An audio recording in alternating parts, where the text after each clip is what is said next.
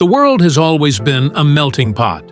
We think of globalization as a modern thing, but these results prove it's been happening for centuries. A Spanish galleon carrying silver from the Americas to the Philippines to trade for Chinese silk was also a vessel of genetic exchange, carrying Spanish Mexicans, and, hidden among them, people with a genetic legacy from the Middle East. Our DNA is living proof that no population is an island, not even the people of an archipelago.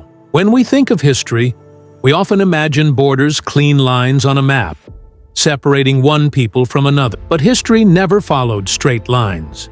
It moved in waves, and those waves connected the world long before airplanes or the internet ever existed. Let's travel back to the 1500s, the age of sails, the age of empire, and to a story that began with one of the most powerful ships to ever cross the oceans, the Manila Galleon. Every year, for more than 2.5 centuries, massive Spanish ships loaded with silver from the mines of the Americas sailed across the Pacific Ocean. Their destination?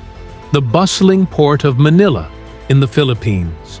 There, they traded that silver for silk, porcelain, and spices from China and the rest of Asia. But what most people don't realize is that those ships didn't just carry goods, they carried people.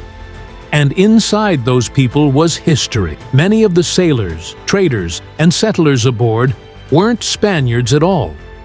They were Mexicans, many of whom carried mixed ancestry from indigenous Americans, Africans, and Middle Eastern peoples who had already mingled for generations in colonial Mexico. Among them were descendants of Sephardic Jews, Jewish families, who, just decades earlier, had fled persecution in Spain during the Inquisition. Many of them had converted publicly to Christianity to survive, but privately, they kept fragments of their Jewish identity recipes, words, customs, even genetic traces. When these converted families migrated to Mexico and later boarded the galleons to Manila, they unknowingly carried with them something more permanent than faith or culture, their DNA. Imagine the voyage, months at sea, storms, disease, hunger, the sound of waves slamming against wooden hulls, and somewhere, below deck, a young man born in Mexico City carrying a family secret from centuries past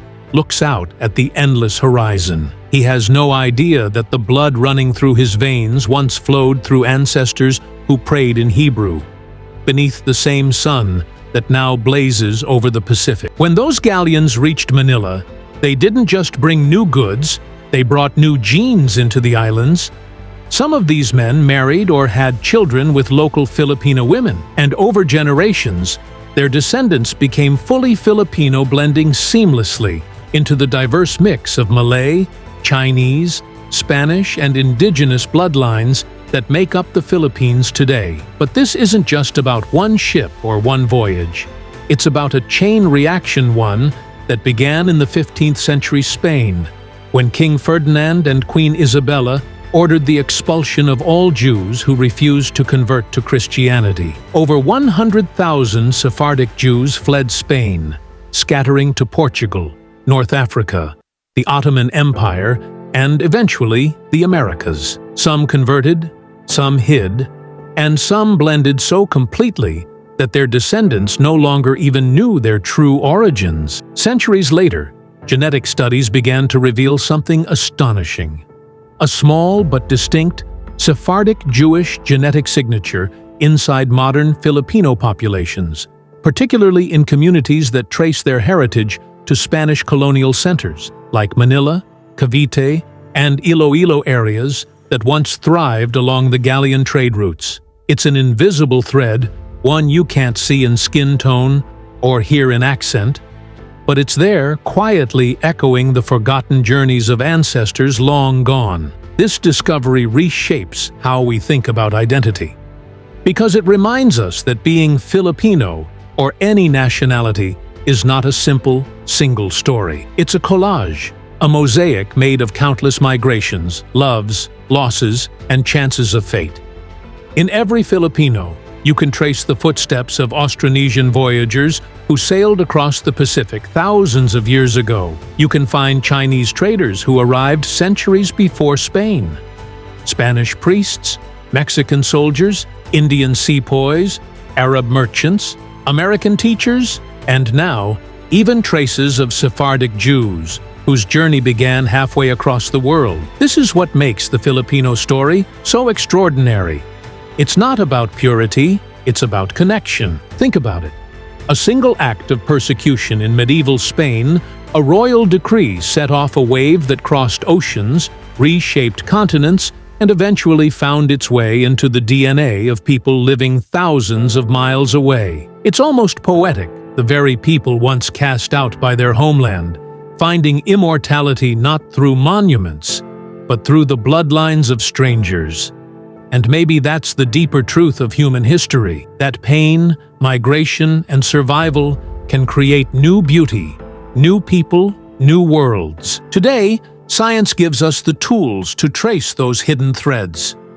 Through DNA testing, we can uncover stories our ancestors never told. For some Filipinos, that story includes traces of Jewish, Middle Eastern, or Latin American ancestry. Small percentages that whisper of forgotten voyages and forbidden faiths. But more importantly, it shows us how interconnected we've always been. Before globalization, there was humanity. Before the internet, there were ships. Before passports, there were shared dreams and shared blood. So when we say the world has always been a melting pot, it's not just a metaphor, it's literal. It's written in our DNA, in every cell of our bodies, in every breath we take. So what have we learned? The stories of the Jewish and Filipino peoples began worlds apart. One in the Middle East, the other on the waves of the Pacific. For millennia, their paths never crossed. But then, history intervened. An act of persecution in 15th century Spain started a chain of events that would carry a thread of Sephardic Jewish DNA across the globe, where it was woven secretly into the vibrant tapestry of the Filipino people. This isn't a story about one group being part of another. It's a story about how the great currents of history can pull us all into the same ocean. It reminds us that our genomes are living history books, filled with tales of tragedy, survival, and unforeseen connection. Our DNA proves that we are all distant cousins, our family trees tangled together by the grand, sprawling, and often secret story of what it means to be human. What surprising connections have you found in your own family history? Share your story in the comments below. We'd love to hear it. Thanks for watching.